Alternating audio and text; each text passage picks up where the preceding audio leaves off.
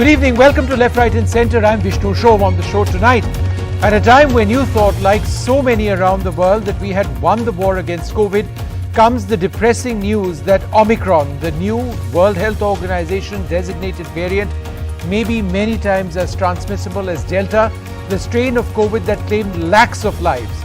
The government has sounded the alert. On this program, a very special guest, Dr. Shekhar Mande, the Director General of the CSIR, that's the Council for Scientific and Industrial Research, a premier government agency. We're also joined by Dr. Shashank Joshi of the Maharashtra COVID Task Force. Later on the show, the comedian Munawar Farooqui is shut down once again, even before he performs, this time in Bengaluru. He says, "That's enough, I quit." This epitomizes perhaps some of the worst of what we have seen in the country, where hate, often right-wing hate, by those masquerading as moral guardians is being instrumental in shutting down what we hold so dear, our freedom of speech and the right to expression. Is this truly the India that we seek, the India that we want? But first, the big story internationally. How much more transmissible is the new COVID variant? That's the big question. Let me go straight across to Dr. Shashank Joshi with this first question. So as usual, Dr. Joshi and Dr. Mande, in fact, Dr. Mande, let me come to you first. We try to get some answers because people don't really know very much. So Dr. Mande, in your view, our first question, how much more transmissible is the new variant of COVID? At this moment, we have no data to say whether it's more transmissible or more lethal. But all we know is that a very large number of mutations have accumulated in this particular variant. There are 26 new mutants on the spike protein alone, which are unique to Omicron, which are not there in any of the other variants that we know. For example, we know, beta, gamma, delta, and all. Each of them had some unique mutations to them. And the number of mutations that has accumulated is so large that at this moment, we are also not able to trace its lineage to the parent strain where it came from. So there's a worry, but at this moment, the clinical correlation on whether it's really more transmissible or whether it's more lethal, that's still awaited by some solid evidence. Okay. Dr. Joshi, your views, the question is this: does greater transmissibility mean greater severity of this variant of COVID? So one thing is clear, that first time on planet Earth, the Delta is threatened. The most dominant strain in the last 6 months has been Delta. So Beta got totally replaced by Delta in South Africa. And the documentation that this strain is more transmissible comes from the fact that in the last 2 weeks, in fact, in 10 days, the entire Delta, whatever little bacha-kucha, Beta and Alpha was in South Africa, is 100% replaced by Omicron. And that is why the WHO claimed it as a variant of concern directly. So one thing is sure, as far as South Africa is concerned, it is the most dominant strain as of now. So it is clearly more transmissible, and the R0 is likely to be more than the Delta, which was around 8 to 11, like chickenpox. So it is going to spread faster than chickenpox. But our conversations with Dr. Andrea Koech and the group in the Commonwealth Association yesterday, and I am personally known to her, she has told very clearly that whatever patients they have seen in South Africa are all having mild disease. And it's only the next 2 to 4 weeks, because the disease is only 10 days old to 15 days old there. That will really tell us whether there will be severe disease in vulnerable groups, immunosuppressed groups, whether they will go on ventilator. So next 2 to 4 weeks clinically are crucial. Okay. So Professor Mande is absolutely right that we don't know whether it will be more virulent, whether it will be more fatal. But the Delta and Beta had only 2 or 3 mutations. This has more than 50 mutations. Yeah, of which okay. 30 are sitting. Go ahead, sorry. Sure. Dr. Mande, so the question is this: will the vaccines work as effectively on the new COVID variant? Yeah, so vaccines, actually what we know is that they definitely prevent a severe form of the disease, and they certainly bring down mortality significantly. That is known about all the vaccines that are currently approved all over the world. And if that be the case, we do hope that, of course, in this case also they will work equally effectively in reducing the severity of the disease and in reducing the mortality rate. Dr. Mande, this question to you as well: is it likely that the new COVID variant is already in India? That we don't know yet. As of now, the genome sequences that have been done, I don't think we know the answer yet fully. It's very early days yet. Yeah. Dr. Joshi, how does one detect the new strain of COVID? So there are two ways. One is the excellent labs CSIR has supported across the country, including Maharashtra, of genome sequencing labs. So one is to do genome sequencing. But there is another simpler method. What happened in South Africa? See, the COVID virus has the S gene, the N gene, and the ORF gene. So they had the tag path assay, and by that assay, the S gene was deleted. Now, most of the RT-PCR tests which are done in India use N or ORF. So if we include those RT-PCR labs which do all the three, and if the S gene is absent, that is a simple way to know that we can send a sample for genomic analysis. And that's the easier way to find it out. Secondly, we have some proof that vaccine may be a little useful because both the Hong Kong patients, all the 4 patients from Botswana, and a large population of patients in South Africa who are infected with the Omicron, all of them were double, and in fact, a Hong Kong patient had received the Pfizer booster also month back. So obviously, they all got mild disease. So clearly, as Dr. Mande said, vaccine is the way to go, and vaccine will ensure that it will save life or severe disease. The only challenge is that it may not prevent COVID or the transmission of the disease. And if you are vaccinated, you will still keep pouring out the virus and transmitting and infecting others. So the infectiousness of this virus, as of now, what we know is much more. Rest of the data is work in progress. Yeah. Dr. Mande, should all international passengers at airports get RT-PCR testing done as they enter our country? I'm not just talking about at-risk countries. It's difficult to implement, I realize that. But given the fact that this spreads very fast and the rate of transmissibility is believed to be higher, so should we protect ourselves by getting all international passengers at Indian airports RT-PCR tests if they're coming from outside? I think there is a decision that policymakers will take very soon. But as Dr. Shashank Joshi mentioned very correctly, is that the current test, they probe the ORF and the AM, and the absence of S is actually what indicates presence of Omicron strain. But that's not fully confirmatory, and that needs to be validated by further genome sequencing. So all these things, I'm sure, would be put in place in the near future.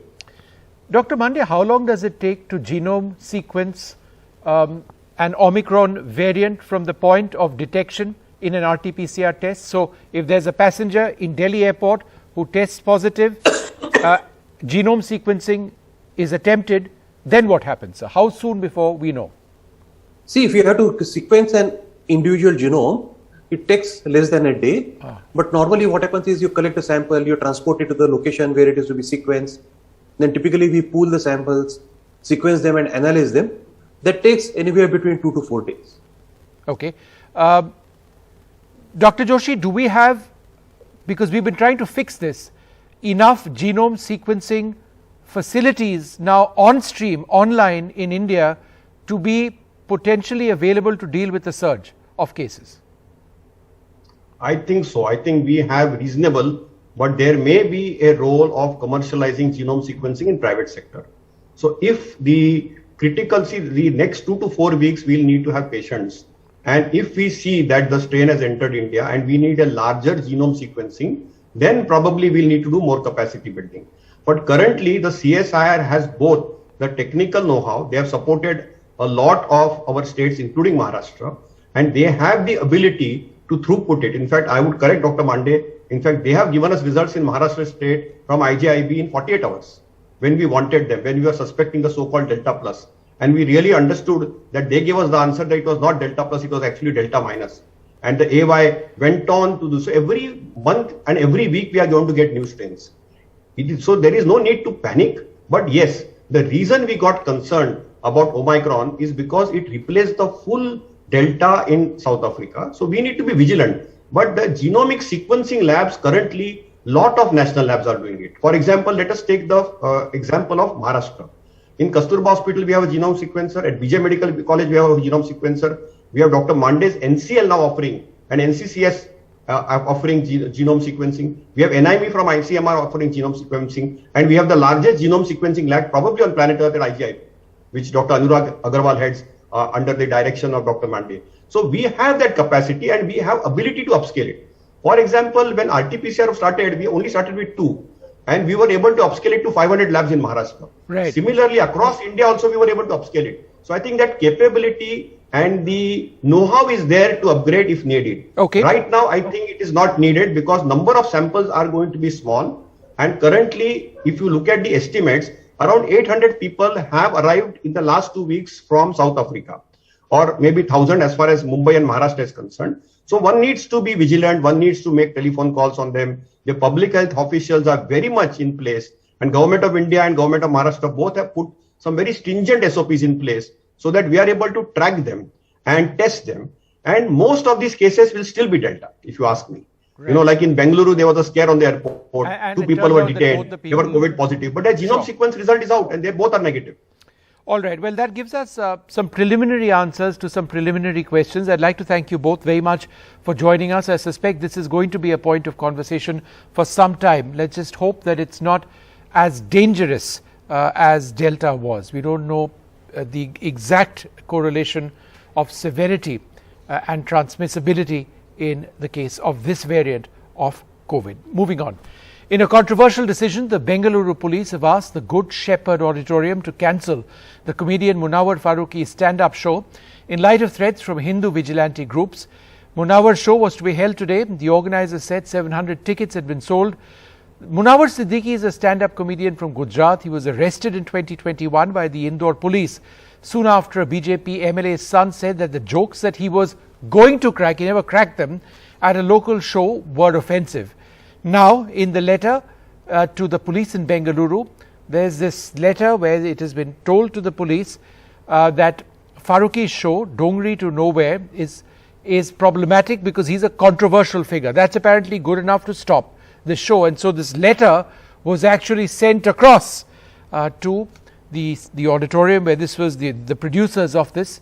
And they said that, and you know, they were told that perhaps it's wise to shut this down, or else there could be violence. The end result, Munawar Farooqi has had enough. He's put up a post on the cancellation in which he says, Nafrat jeet gayi, artist haar gaya. Hate has won, the artist has lost, I am done.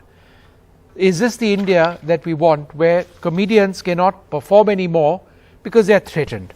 Joining us now, Siddharth Das. He's the producer of the show where Munawar Farooqi was meant to be today. Akash Banerjee, a political satirist, joins us as well as Ashwani Dubey, a Supreme Court lawyer, somebody who is pro-BJP, close to the BJP in a sense. Siddharth Das, let me come to you first. Did the police tell you you had no option? Not really, but it was similar to that. We had, I think you must be having an, a copy of the letter. Yes, that I have it in front of me. Yeah, so it was like a request to us that for communal harmony and law and order situation of the, Bangalore and especially the area. So they wanted us to cancel the show. They sent this request letter to both us and also the venue, Good Shepherd Auditorium. So they have sent similar letters, and they also made phone calls to us requesting us to cancel the show. Did you tell the police that it was the job of the police to ensure this went off peacefully? Yeah, we informed that and we had discussions regarding that also. But police was a little skeptical, and they were not, they were like, it was not that planned, and it came up in the last moment. Actually, they were quite supportive till day before yesterday. Everything was in place, and we were supposed to have the show today. But suddenly, the hype was created, and the threats started coming as per the police yesterday, and they were like, the time is not sufficient for them to provide the bandwidth for happening the show, because it was a large scale show and around 700 people were supposed to come to the show. Some of these threats were online, but were these also other people who identified themselves? Are you pushing for legal action against those who threatened you? Not really at the moment, Vishnu. So not really about any legal action. So you can't do anything. You basically given up at this stage. For today's show, definitely we had to, because we had to cancel the show. But for future shows, police has told that they. So if it's not Munawar Farooqi and is some sort of acceptable comedian, that's okay. But he is obviously not acceptable. Yeah, because in the letter they have also cited the cases that are there in different places, including Indore. So that is No, but what exactly something- did he do, Siddharth, in Indore? What exactly did he do in Indore? Yeah, as far as we know, actually the show never started. Exactly. So he did And- nothing. Yeah, He did nothing. yeah, exactly. Right. And so are you okay with that decision of the Bengaluru police to advise you to shut this down? Actually, we are not, but like you told, we had not got any choice because it was a very short time frame and we did not have the. So I don't believe, I think there's a lot more over here than time frame, but I appreciate the fact that you're still willing to come on and talk. Akash, what does this say about the India that we live in? Kudos to at least Siddharth, who's come to the show. I mean, in today's day and age, Thank you, Siddharth.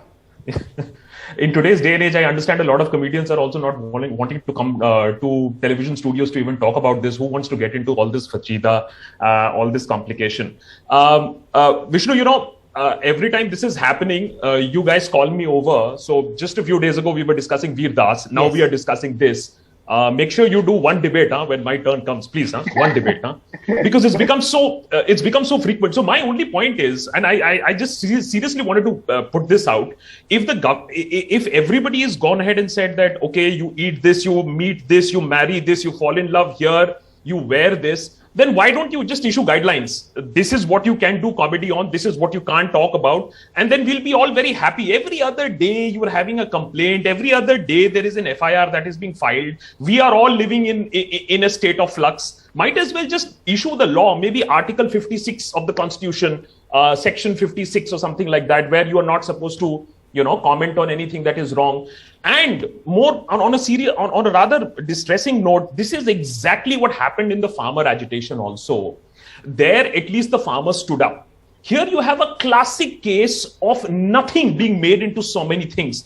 Imagine the judiciary, the Supreme Court of India hasn't found anything against this person, and yet he's being barred to ply his trade. So technically, in a developed democracy, in a free democracy, this would have been challenged as my right to earn my livelihood when there is no legal case, there is nothing against me, and yet being controversial enough. At least, of course, kudos to the Bangalore police. They at least admitted that they are incapable of even handling a comedian. So I think kudos to the Bangalore police for at least admitting to the fact that they are incapable of even handling some sort of a problem that might arise out of a comedian.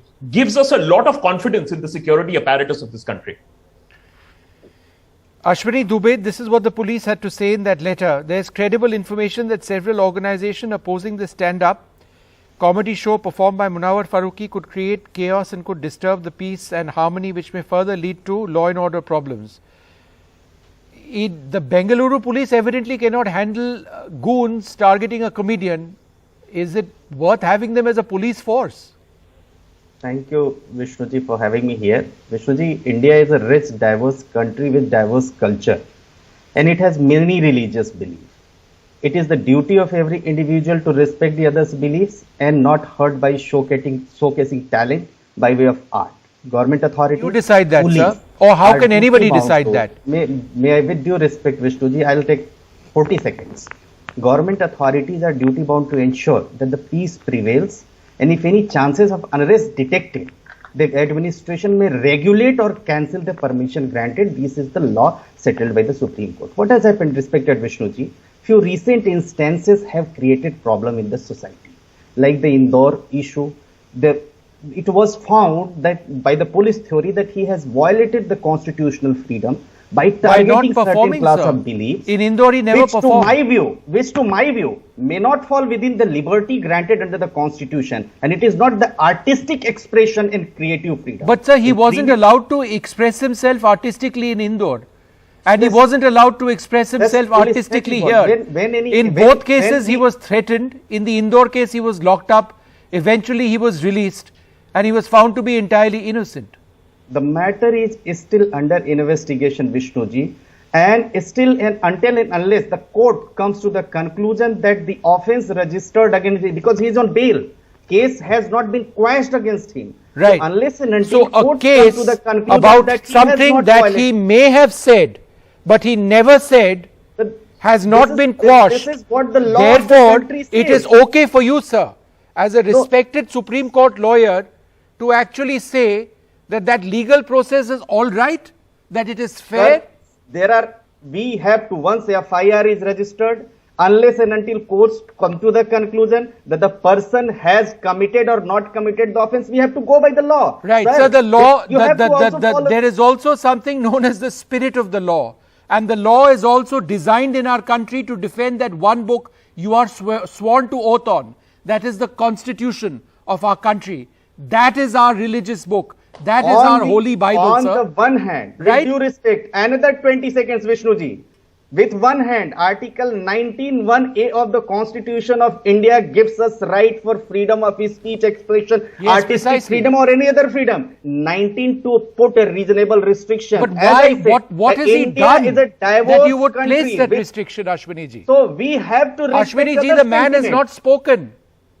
Why So shut we have down to somebody respect. So- without allowing and him that to is what speak? I said, if police comes to the conclusion by the intelligence and other sources that there may be an arrest, police can always cancel All right. it. It is within the domain Okay, of the Akash, police. so the police have used their intelligence, sorry, the intelligence arm of the police, I mean, and they may have reached this conclusion. Is that a kosher argument?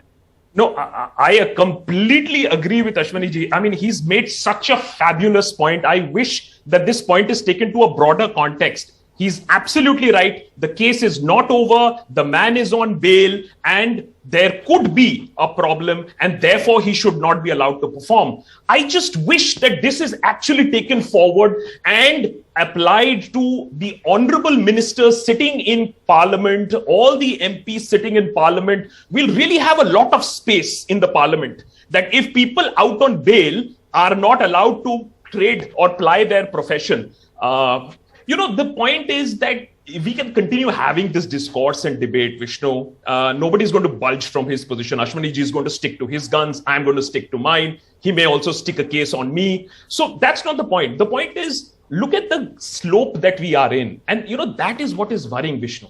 One day we have a Veer Das, another day we have this instance. Earlier it was the opposition that was weakening India. Then it was the civil society. Then it was the media, the liptard, the Tukde Lutyens media. The problem is much deeper. We are agreeing to the fact that we are going to hound people. There always has to be the enemy. The latest flavor of the season happens to be comedians. They, like much of the media, will also be silenced. We are very much in that direction at this point of time. All right. Ashwini ji, would you like to respond to that? Siddharth, I'll give you the last With one. due respect, another 30 seconds, sir. Please go No ahead. fundamental right, no, as you said, Vishnuji, no fundamental right in the Constitution of India is absolute. Every fundamental right is subject to some restrictions. And the courts have put reasonable restrictions. It has from time to time by various judgment under Article 19 in order to maintain a proper balance between liberties given and social interests. So with due respect to you, Vishnuji, it is not the case. As a student of law, at least, as a student of law, I would say that when police came to the conclusion that there may be some risk, even it can be in favor of Mr. Farooqi, so that these people who are trying to create unrest in the society may not harm him. Over to you, Vishnuji. I just want to repeat, the man has not performed. How do we know what he was going to say? So No, it is in his favor. See, this is the problem with you people. You're not understanding the far-sightedness of the police. It is in the favor of the comedian to not allow him to perform. What if there is a problem? See, we have to understand the caring nature of the police. You guys are too pessimistic. I'm telling you, I agree with Ashwini ji. Yes. Siddharth, last word to you. Go ahead. Yeah, basically the thing is, I would also agree that freedom of speech is not absolute, sir. I respect to you, even to Akash. He has a nice YouTube channel where he does satire. But at the same time, it is also not, right to shut someone down. That is the only point, because we also respect the freedom of speech. If someone is hating what we do or some comic does, like I would not tell my name because my videos that are there in YouTube might not be directed in the same way. But what I am telling is, if someone you are not liking, you have all rights to, express the same way the comic did, because he has the freedom of speech. You also have the similar freedom of speech. We have no issues with that. but threatening to vandalize a thing, threatening to be threatening to idhar aaja main dekh leta hu tere ko. See, those kind of things are the things that create unrest in the society, which we feel. See, we write for our audience, we perform for our audience, we would even one day die for our audience. We don't Well, then let's hope that that is not the case. Unfortunately, So- in this India, it's that really is a serious threat right now. There is nobody but- has but the right. in- but I would nobody like has to- the right I to would like threaten to- anybody with violence Yeah. or anything else. But maybe even that can be justified in today's India. But it's sad But, because yeah, Munawar but I would Farooqi has add, decided. Vishnu, yeah. I'll tell you what's been Sorry. what's also ended and what's been shut down. Not just the performance today. Munawar Farooqi has said he's shutting himself down. Right. So those opposed to allowing people to speak have actually won. What does this say about our country and our right to have conversations like this? Maybe it's just a matter of time before this is shut down as well. Is this the India that we actually seek? I'd like to thank you all very much for being with us. It's time for this short break.